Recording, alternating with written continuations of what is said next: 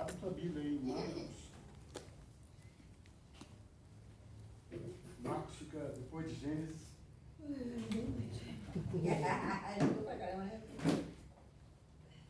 Antes do Apocalipse. A irmã Neide sabe onde é. É depois de Mateus. É, por aí.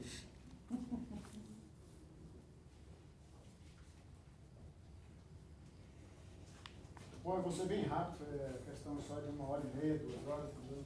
Vamos embora.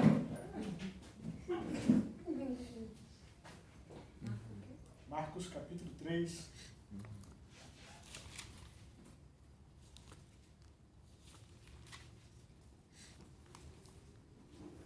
Vocês acharam Marcos? Amém. 3 pontos. A partir do versículo 1. Alguém lê? Alguém pode ler?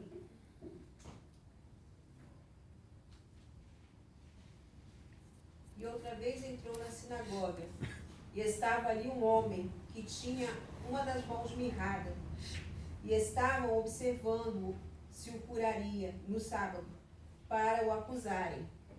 E disse ao homem que tinha a mão mirrada: levanta-te e vem para o meio. E perguntou-lhes: é lícito no sábado fazer bem ou fazer mal, salvar a vida ou matar? E eles calaram-se. E olhando para eles em redor, com indignação, condoendo-se da dureza do seu coração, disse ao homem: estenda a mão. E ele a estendeu. Foi-lhe restituída a mão, sã como a outra. E tendo saído os fariseus, tomaram logo conselho com os herodianos contra ele, procurando ver como o matariam.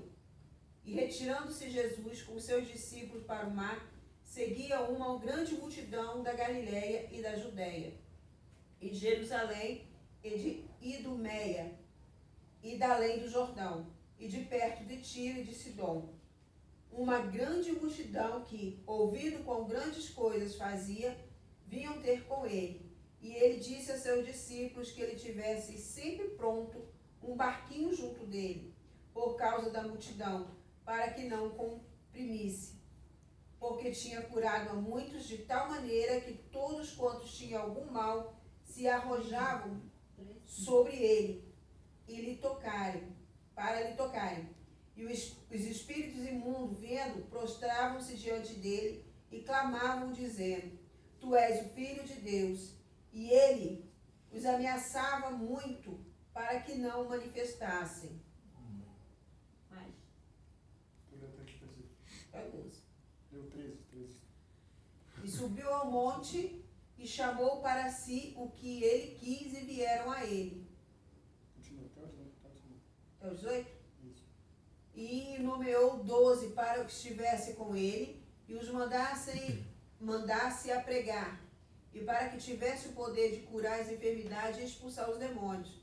Simão, a quem pôs o nome de Pedro, Tiago, filho de Zebedeu, e João, irmão de Tiago, aos quais pôs o nome de Boanerges, que significa filho do trovão, André e Filipe, Bartolomeu, Mateus e Tomé e Tiago, filho de Alfeu, e Tadeu, e Simão, o Zelote, e Judas Iscariote, que traiu.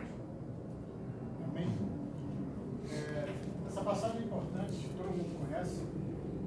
Ela fala sobre a eleição dos 12. E muitas pessoas, algumas pessoas, acham que eles foram bem-aventurados não somente pela escolha, mas como se eles tivessem,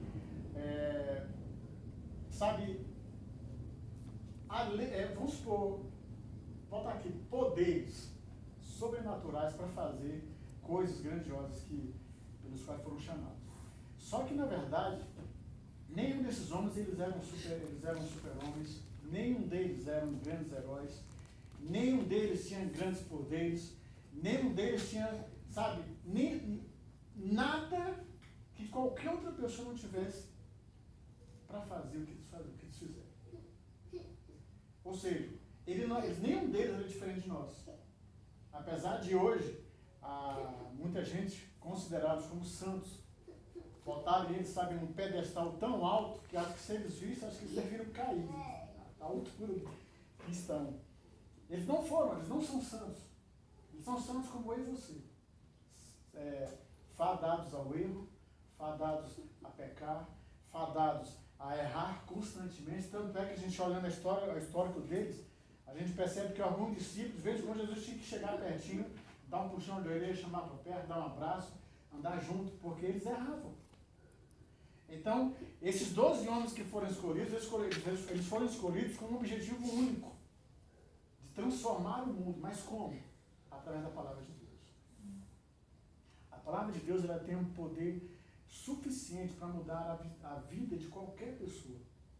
Basta que se deixa, sabe, ser levada pelo Espírito Santo, ser, sabe, tomada, ser irradiada pelo Espírito Santo, ser completamente vivificada, santificada, transformada, a pessoa muda de vida. Acho que todo mundo aqui conhece o Leão Lobo, né? Leão Lobo trabalha, acho que não sei se é na Rede Vida, nem lembro mais qual é. Acho que é na Rede TV. Rede TV. Ele, para quem não sabe, ele é teólogo. Conhece a Bíblia muito mais do que eu e você. Agora tem um detalhe. A vida dele continua do mesmo jeito. Ele continua sendo homossexual. Ele continua vivendo uma vida promíscua. Aí você fala, mas por que a vida dele não mudou? Conhecer a Bíblia, meus irmãos, não muda a vida de ninguém. Sou bem direto. O que vai mudar é os ensinamentos junto com a ação especial do Espírito Santo na vida do ser humano que muda. Não tem como. Você pode ler a Bíblia de Gênesis a Apocalipse uma vez, 2, 10 vezes, não vai mudar a sua vida. Não muda. Mas a partir do momento que você fala assim, Espírito Santo, Deus, entra em mim, transforma a minha vida, muda a minha história, aí a coisa é diferente. Ele vai fazer isso na sua vida. E esses 12 homens, todos eles tinham defeitos. Todos eles tinham problemas. Tinham problemas financeiros, tinham problemas emocionais, tinham problemas, alguns eram casados, tinham problemas conjugais, tinham problemas de relacionamento com outras pessoas, com os vizinhos, com família. Todos eles tinham problemas. Por que eu estou dizendo isso? Para mostrar para você que esses homens, eles eram simplesmente como eu e você.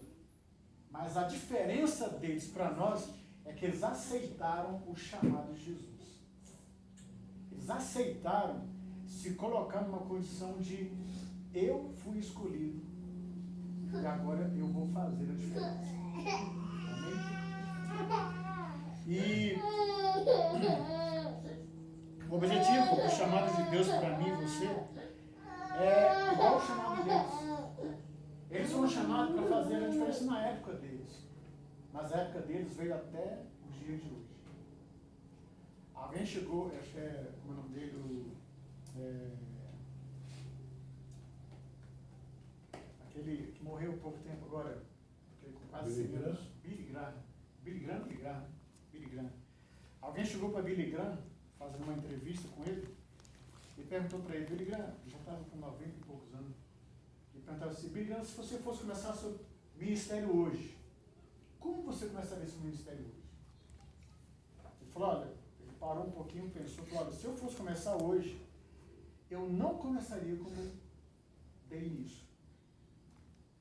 Eu pegaria 12 homens, 12 pessoas, treinaria essas 12 pessoas e essas 12 pessoas continuariam o processo. Na verdade, foi o que Jesus fez. Jesus pegou 12 pessoas, treinou 12 homens, de 12 homens vieram 70, depois de 70 vieram 124, depois 100 e foi aumentando. E chegou até os dias de hoje. Fazendo uma estatística do Billy Graham, se ele pegasse 12 homens, em um ano ele teria os 12, depois de um ano ele teria 124 homens, daí ele ia multiplicando 12 por 12. Porque o objetivo dele é a cada qual ganhar uma pessoa. Agora, por que é que a igreja hoje, ela não está vivendo mais isso? A igreja, a gente estava até conversando esses dias, ela perdeu um pouco o foco, ela saiu do propósito. Não estou dizendo que ela perdeu o propósito, ela perdeu o rumo, não. Ela continua no caminho. Porém, alguns princípios bem singelos, bem simples da palavra de Deus estão sendo deixados para trás. Por exemplo, a pessoa do Espírito Santo, ela não é, a pessoa, vamos colocar assim, entendeu? Ela não tem sido, ou não está sendo em algumas situações, a pessoa que atrativa, a pessoa que atrai as pessoas do mundo para a igreja. As pessoas hoje estão usando qualquer outro artifício, qualquer outra, situação para atrair as pessoas. São eventos, não contra, entendeu? Nada contra, entendeu? As campanhas, eu acho que elas têm um fundo, verdadeiro, mas quando se coloca a campanha como se fosse um objetivo de atrair as pessoas, ela perde um pouquinho o sentido, porque aí a gente vai deixar de fazer o quê? A gente vai deixar de pregar o Evangelho. As pessoas não pregam mais o Evangelho. As pessoas, quando falam discipulado, falam: o que é discipulado? As pessoas, quando falam: olha, vamos andar junto, mas por que eu tenho que andar junto? As pessoas hoje, elas têm sido treinadas a viver, andar junto na igreja, mas quando estão fora da igreja, não são mais igreja. E o objetivo de Jesus é que nós somos igrejas aqui, lá fora, nós continuamos sendo igreja.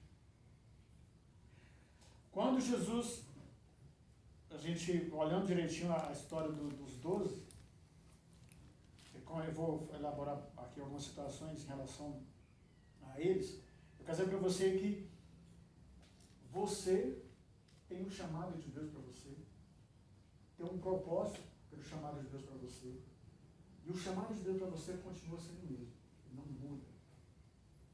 Nós, que muitas vezes podemos pegar um atalho aqui e ali, mas o propósito continua sendo o mesmo.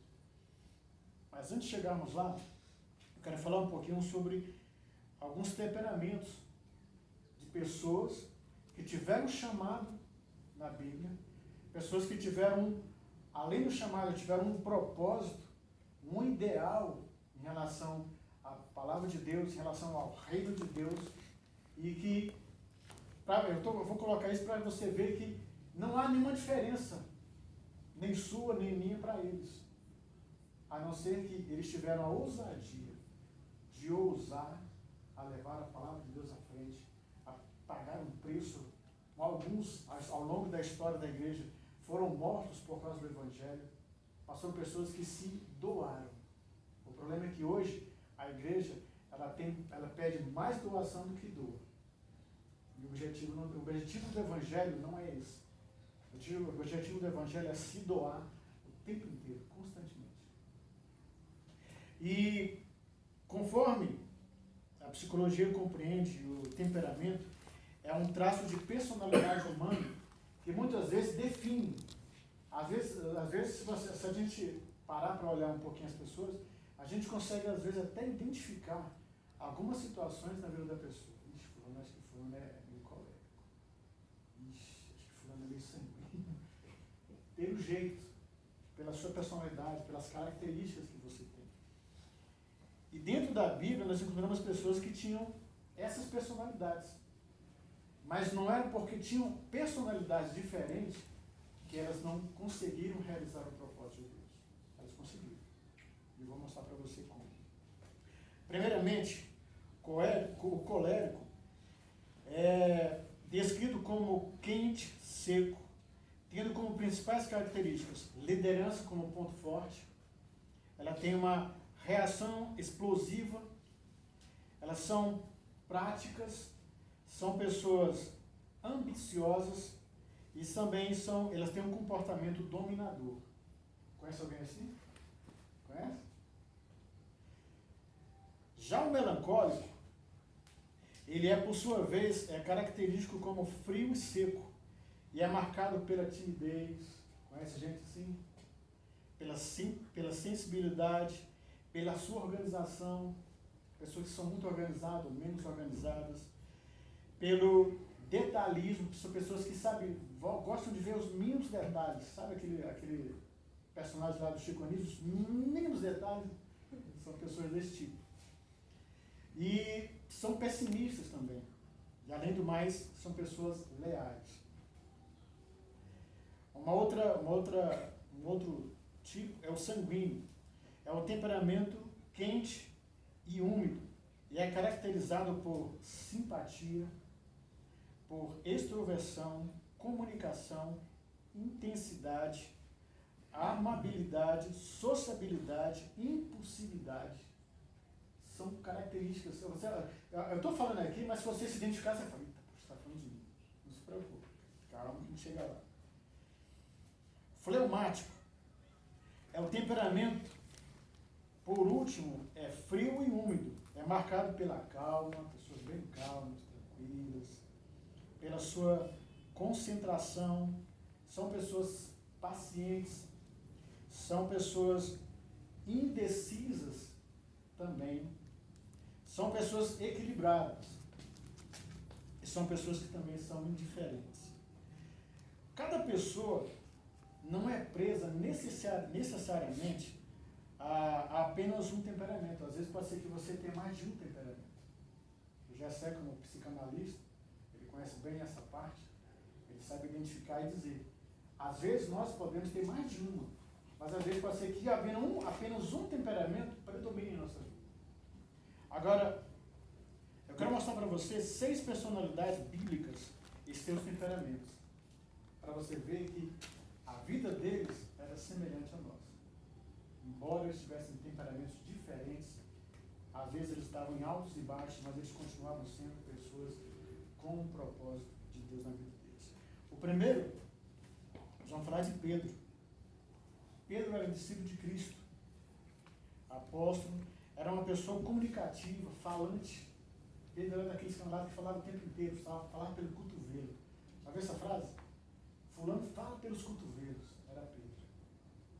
Mas Pedro, além de ser sanguíneo, Pedro tinha uma coisa que era, muito verdadeira. Se você perguntasse para ele alguma coisa, Pedro, Jesus mesmo chegou para dizer, Pedro, não para Pedro, mas para os discípulos, o que dizem que sou eu? Quem sou eu? Aí Pedro na lata, Jesus, tu és Cristo, o Filho de Deus. Apesar de o seu temperamento forte, ele ter aquela, sobressair em relação aos outros, ser falante o tempo inteiro, ser gesticulador, aquela coisa toda, mas ele também, quando ele precisava, ele sabia dizer a verdade. Ele não titubeava, ele falava direitinho. Sua impulsividade, por exemplo, pode ser vista com clareza algumas vezes. Quando muitas vezes Jesus perguntou para ele, Jesus falou para ele, né, olha, alguém de vocês vai me trair. E ele falou, não, gente, ninguém vai te trair, não tem como, nós somos teus discípulos, andamos contigo. Eu falei, Pedro, não se preocupe, alguém vai me trair. Olha, ele falou isso, você vai me trair. Quando o galo cantar 3 vezes, não, jamais vou trair você, eu nunca vou fazer um negócio desse. A minha vida eu dedico inteiramente a ti. Mas quando o galo cantou 3 vezes, Pedro negou Jesus. Tem esses altos e baixos. Mas ele não era diferente de mim e de você. A diferença era que Pedro, ele conseguiu aceitar o chamado de Jesus. Muita gente está aí na igreja não pelo chamado, mas porque se acha conveniente. A igreja não é um lugar para conveniência, é um lugar para chamado. É um lugar de propósito. E quando nós olhamos a vida dos discípulos, que Jesus chamou, todos eles tinham os seus afazeres. Nenhum deles era ator. Nenhum deles, não, depois eu vou primeiro fazer mais. Não, todos eles faziam alguma coisa. E era essencial. A maioria deles era pescador. A maioria deles, alguns, como o Mateus, era contador, coletor de impostos, e outros. Lucas era médico. Então, cada um deles tinha uma função. Cada um deles, dentro da sociedade, tinha sua função específica. E quando a gente olha vendo isso aí, a partir do versículo 13, quando Jesus começa a chamar os 12, a maioria deles fizeram? Largaram as redes, largaram tudo que tinham e começaram a seguir Jesus. Propósito. E fique fico imaginando, hoje, em pleno século XXI, a facilidade que nós temos hoje. Hoje, a gente não precisa de muita coisa. Está tudo na mídia. Está tudo nas redes sociais. Tudo que você precisa hoje você encontra nas redes sociais. Você não precisa fazer muito esforço, você não precisa, sabe, se descabelar, perder tempo. Não. A coisa é muito prática. Mas naquela época, eles tinham que fazer um sacrifício gigantesco para sobreviver. Porque naquela época quem dominava era o Império Romano. O Império Romano era completamente avesso àquilo que Jesus pregava. Mas ele chamou os 12 com o objetivo desses 12 mudarem o mundo. E conforme lemos ainda há pouco, é possível identificarmos características relatadas que nos permitem decidir o temperamento de uma pessoa ou outra. Olhando direitinho, a gente consegue ver. Por exemplo, conhecido em seu tempo, nós vemos que Pedro, além de ser falante, se expressava espontaneamente o tempo inteiro. Aquele camarada que falava o tempo inteiro. Não sei se a gente tem algum amigo assim que fala o tempo inteiro. Você está conversando aqui, o cara está falando não sei quantas coisas aqui. Você está falando uma coisa aqui, o cara já está lá na frente, e, sabe, para a gente acompanhar o raciocínio, às vezes não é. Mas Pedro era desse tipo. Estava o tempo inteiro, mas às vezes eu fico imaginando, podia ser até meio chato. Caramba, o cara não para de falar. Eu quero dizer uma coisa, mas o cara fala demais. Mas Pedro era assim. Mas não foi por causa disso, do seu temperamento, das suas características, que Jesus o deixou de fora. Jesus tinha um propósito com ele. Quando nós olhamos também, a gente, além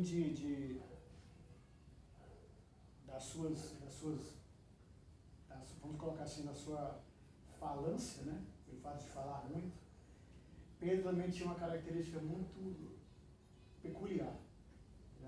Se perguntasse, ele era muito verdadeiro. Antes da sua conversão, outro exemplo que nós vamos encontrar é o apóstolo Paulo. O apóstolo Paulo era um líder, tinha força de vontade, era dinâmico, político, muito eficiente. Tanto é que, por exemplo, naquele período, quem foi chamado para prender os cristãos não foi outra pessoa senão Paulo. Porque Paulo conhecia os cristãos. Paulo, ele era, sabe, muito, além de ser prático, tudo que ele fazia com perfeição. Então, o pessoal de Roma sabia, os romanos sabiam, não, Paulo é um cara perfeito para pegar os cristãos. Porque ele era conhecido. Então, essa era uma das características de Paulo. Além do mais, Paulo era muito,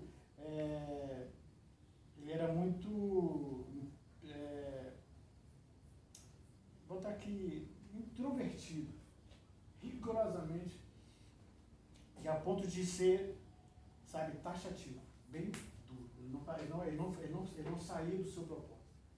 Se o projeto dele era pegar os cristãos, ele tinha isso, fazia com afinco. Agora, Paulo, ele era, além de ser bem sisudo, bem direto, bem, sabe, concentrado no seu trabalho, mais tarde quando a gente olha a história de Paulo, a gente percebe que a história de Paulo muda. Já não é tão eficiente, já não é tão, sabe, tão pragmático como anteriormente. Porque o momento é Paulo antes de Jesus e Paulo depois de Jesus.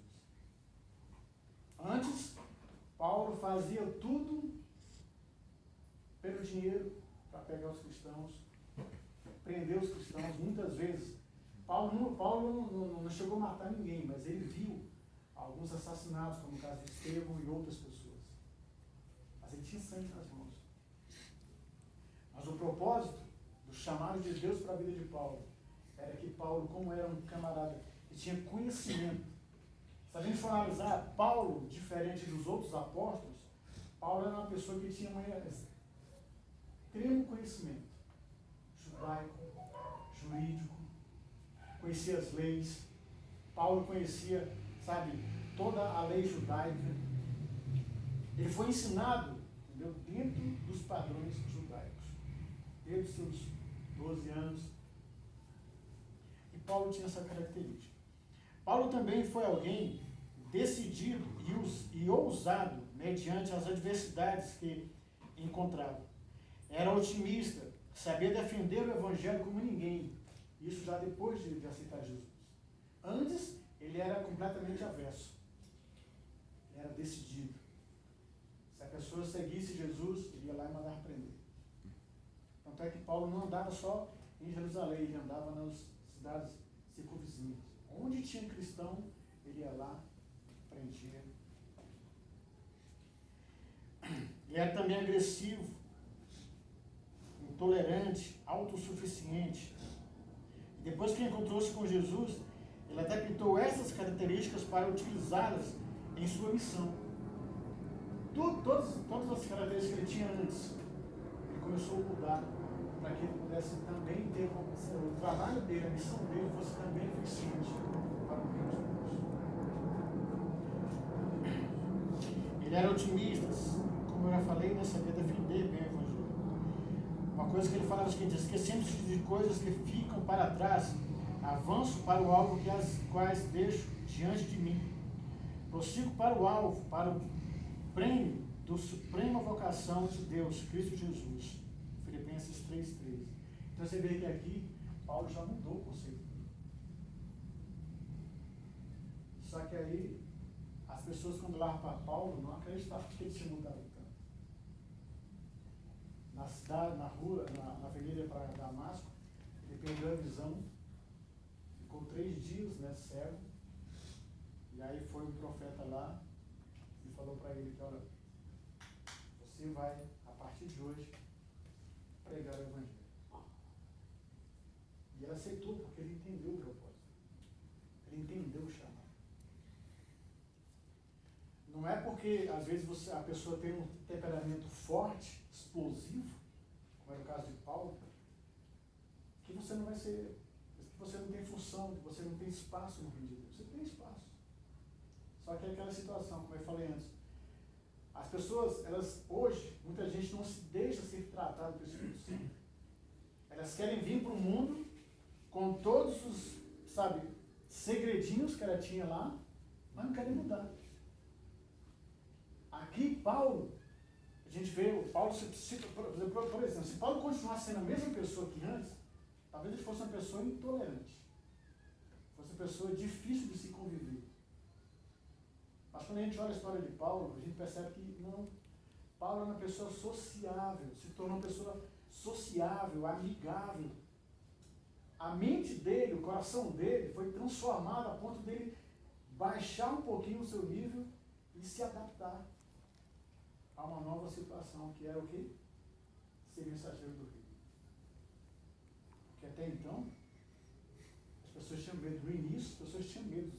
Os profetas naquela época, os homens de Deus, os apóstolos, muita gente não confiava muito em Paulo. Porque sabia o histórico de Paulo. Sabia qual foi o propósito que Paulo foi chamado pelos romanos. Mas agora Paulo tinha uma outra missão, que era pregar a Deus. E isso para ele foi um facilitador, porque Paulo tinha muito conhecimento. A gente olha, entendeu, pelas cartas que Paulo escreveu, e outras coisas que Paulo fez. Um terceiro exemplo, nós encontramos Gideão. Gideão era fleumático. A história de Gideão pode ser encontrada no livro de Juízes.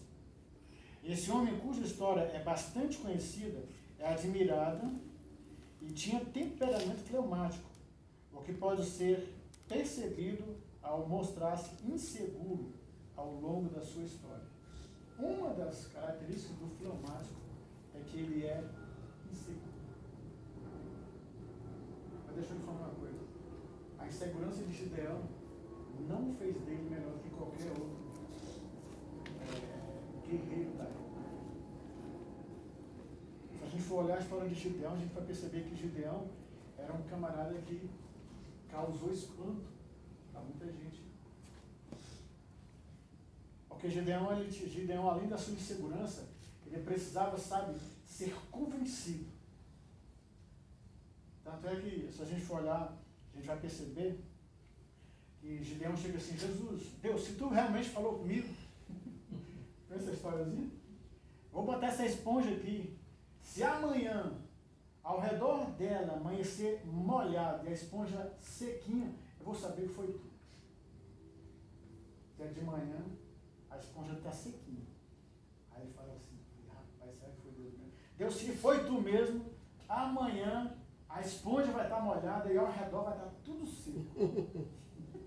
Para você ver como o camarada era diferente. E Deus fez a mesma coisa. Ele precisou ser convencido. Mas deixa eu lhe dizer uma coisa: o fleumático, ele sabe da sua insegurança. Ele sabe que ele é inseguro. E muitas vezes ele precisa, mesmo sabendo disso, precisa ser convencido de que a insegurança dele não é um problema. Foi o que aconteceu com Gideão. Se a gente for olhar a história de Gideão venceu batalhas que alguns israelitas não tinham vencido. Israel vivia escravizado pelos filisteus, pelos amorreus e outros povos vizinhos. Quando eles começavam a plantar, que estava quase na época de colher, acho que os caras sabiam que tinha a época de colher, ia lá e tomava tudo, dava um cacete em todo mundo, e esculhambava tudo. Mas Gideão se manteve firme. Às vezes acontece com a gente. Será que Deus falou comigo? Será que eu estou ouvindo aqui? Será que é Deus que está falando comigo? Quando eu me converti, eu ficava imaginando como... Ficava ouvindo os pastores falar: olha, você tem que ouvir Deus falar. Eu falei: mas como é que isso funciona? Eu imaginava um Deus, uma pessoa de uma imensidade, de uma imensidão, falando comigo. Eu falei: como é que ele vai falar comigo? Mas a gente, na nossa simplicidade, o Espírito Santo, ele fala dentro de nós. Ele fala com a gente. Ele nos ensina, ele nos capacita. Sabe? Porque o Espírito Santo está dentro de nós. E muitas vezes nós precisamos, sabe, olhar para nós e dizer assim: Deus, faz a tua vontade. Qual é o teu propósito para mim? Qual é a tua vontade para mim? E aí, quando a gente começa a colocar a gente em Deus, a insegurança vai embora. E aí nós somos tomados por uma força interior que nos capacita, sabe, a vencer o pecado, a vencer o mal, a vencer as adversidades. Gideão passou por isso, mas ele venceu. Outra situação de Gideão era que Gideão estava com o exército e ia lutar contra os filisteus. Deus falou para ele: olha, eu sou profeta, leva só 300. Eu falei: 300? E levou lá um monte de guerreiros. Aí ele falou assim: olha, aqueles que beberem agachados, pode mandar embora. Mas aqueles que beberem com a espada na mão, eles podem separar, porque esses são os que vão vencer a guerra. E desses, se eu não me engano, a história na Bíblia acho que comenta quase 15 mil homens, se não me engano, né? 14.600. Só 300. Mas foram 300 homens suficientes para vencer o exército. Por aí você tira que a sua insegurança, que a sua, de repente, entre aspas, falta de fé, não é suficiente para te parar. O que pode paralisar você é o medo de achar que não é capaz. Mas deixa eu te contar uma coisa. Gideão se via nessa situação. Agora imagine, o Gideão fala assim: olha, eu sou filho da família mais pobre de Israel. Eu não tenho condições, a minha família não tem prestígio. A minha família não tem, sabe, a minha família não tem expressão nenhuma. E você vai me chamar de uma cidadezinha pequenininha, de um lugarzinho pequenininho, de uma família desconsiderada, que nem se ouviu falar. Mas Deus falou assim: não, eu te chamei. Às vezes a gente se olha, às vezes a gente se acha pequeno, né? quando a gente olha para a história de Gideão, a gente vê que Gideão era um gigante. Apesar de tudo que tinha para dar errado na vida de Gideão, não foi suficiente para deter. Gideão, ao ser chamado pelo Senhor, precisou de confirmação que Deus lhe deu amorosamente, uma vez cultivada, dúvidas e bastante cuidadoso. Ainda assim, o Senhor usou para fazer grandes coisas e transformou o seu medo em fé e confiança. Isso é para você, para mim. Apesar do nosso encontro, sabe, de nos acharmos diminuídos, Deus nos vê como pessoas autossuficientes para cumprir o seu propósito. Quarto, nós vamos encontrar Moisés. Moisés era melancólico. Imagina um cara melancólico. Moisés foi libertador de Israel, um homem que fez história e que é hoje alvo de grande admiração. Porém, embora tenha sido um grande líder, Moisés era introspectivo e tinha dificuldade em se comunicar. Ao contrário de Gideão, que era inseguro, Moisés tinha medo de falar com as pessoas. Se a gente for analisar direitinho, o nível dos dois era diferente. Gideão foi criado lá embaixo. Mas Moisés, mesmo com sua, introspectiva de vida, Moisés foi criado aonde? Lá no palácio. Moisés tinha conhecimento. Moisés tinha tudo. Mas ele ainda não tinha sido chamado por Deus. E dificuldade de comunicar, marcas de uma pessoa melancólica. Ele era leal, ele era abnegado, dava tudo de si e não media esforços para cumprir qualquer obrigação que tivesse. Ele não achava problema. Não, para não fazer não tem problema não, eu faço. Mas quando era para se comunicar, ele tinha dificuldade. Na verdade, Moisés era meio gago, né? Mas talvez essa fosse talvez o grande inibidor dele. Ele tinha dificuldade de falar, entendeu? Mas ele falava. Em um momento de sua vida, Moisés desejou morrer, pois sentiu-se incapaz e sozinho. Vai imaginar. E você está numa situação bem tranquila, que é no caso de Moisés. Moisés estava tranquilo, vivendo no palácio, tinha tudo a seu favor. Nunca precisou, fazer qualquer outra coisa, porque tinha o amparo da filha do rei do Egito. Em Números 11, versículo 14, fala o seguinte: não posso levar todo esse povo sozinho. Essa responsabilidade é grande demais para mim. Se é assim que vais me tratar, mata-me agora mesmo, se te agradas de mim, e não me deixes ver a minha própria ruína. Mesmo depois do chamado de Deus para ele, tirar o Egito, tirar o Israel do Egito, tirar o povo do Egito, mesmo nesse período você também continuou se achando, inferior, não tendo condições de fazer isso. Como é que eu vou falar com o pessoal? Como é que eu vou... Daqui a pouco, quando a gente olhando a história de Moisés, a gente consegue ver que mais tarde Deus fala com ele: olha, teu genro, teu sogro, Jetro, ele vai te instruir como fazer. Jetro era um homem de Deus.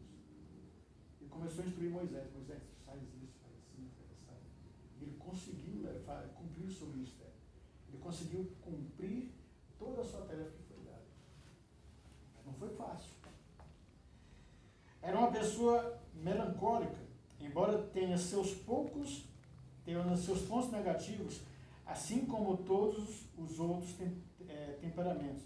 Destacamos-se pela sua profundidade e excelência e dedicação.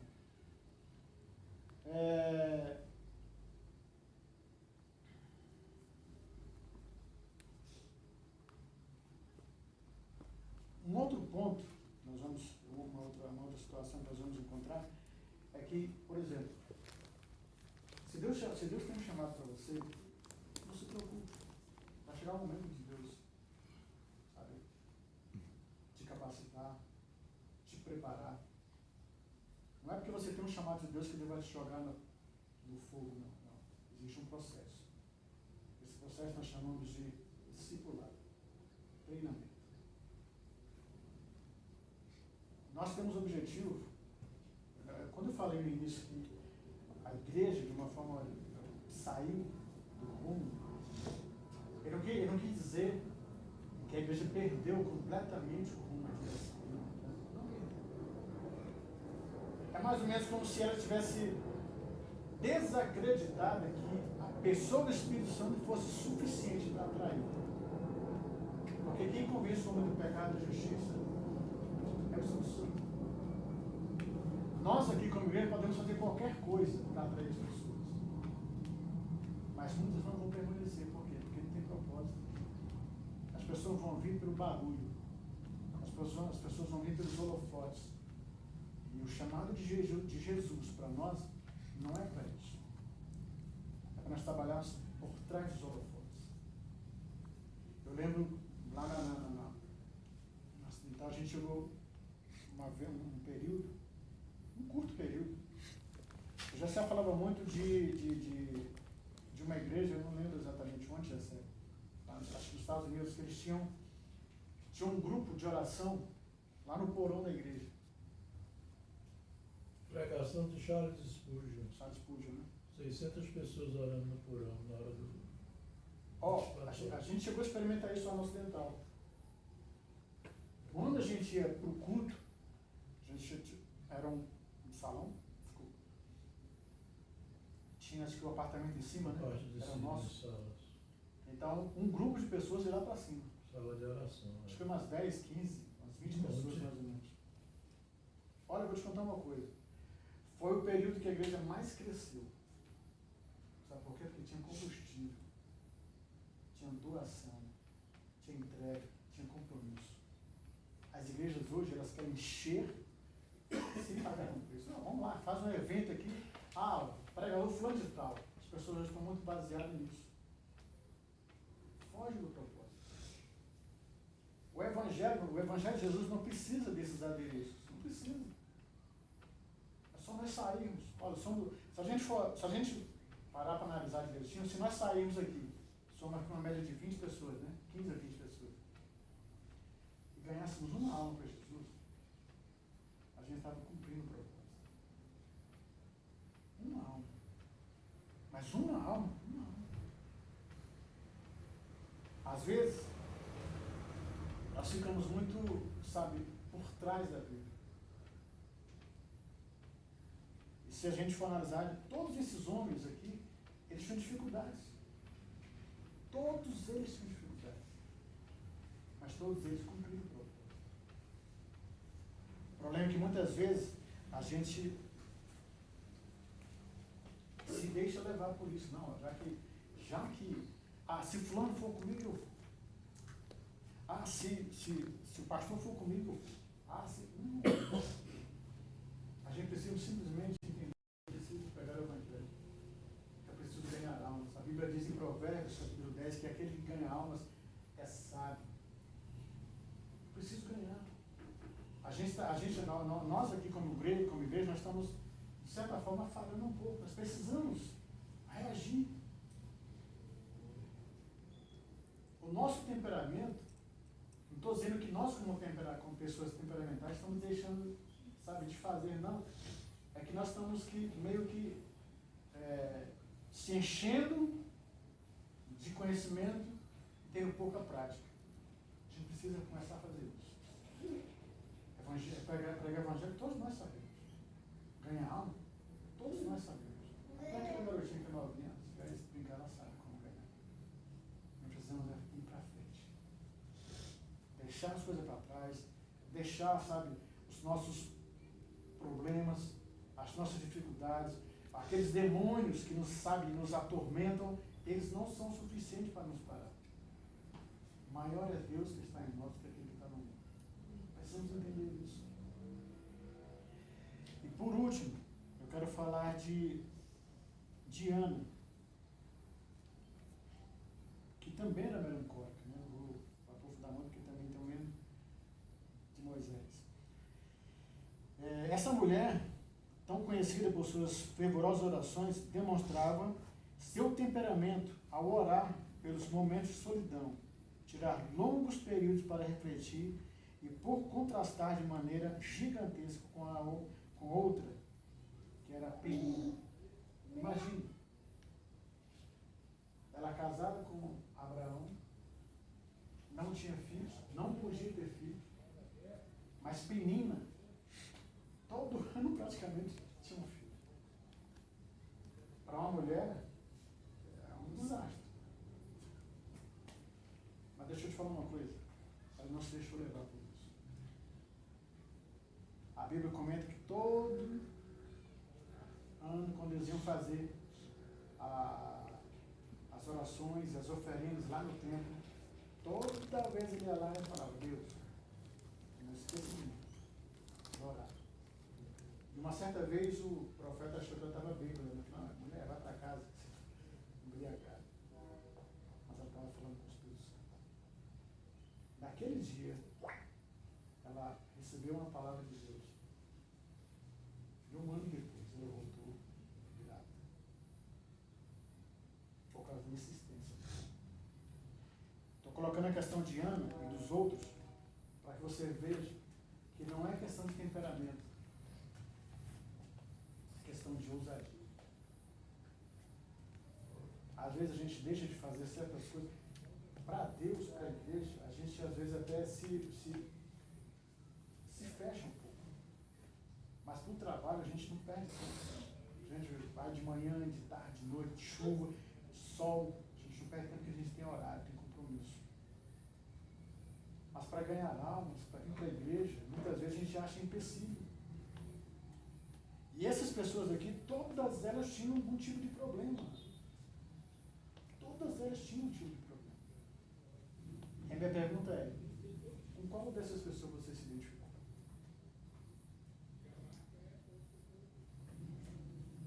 Mas deixa eu dizer uma coisa para você. Nós temos a mesma oportunidade que elas tiveram de mudar a história delas, de mudar a história de outras pessoas. O que nós precisamos fazer é levantar a cabeça, arregaçar as mangas e dizer: Deus, eis-me aqui. Porque não vai ser um temperamento que vai nos parar, não vai ser o pecado que vai nos parar, não vai ser as dificuldades que vão nos parar, não vai ser as crises de solidão, ansiedade, enfim. Nenhum problema pode impedir você de cumprir o propósito de Deus, a não ser nós mesmos. Eu quis trazer isso aqui, falando desses homens, para mostrar para você que nós temos as mesmas dificuldades. Mas eles venceram. Todos eles venceram. E nós também podemos vencer se também nos colocarmos debaixo da poderosa mão de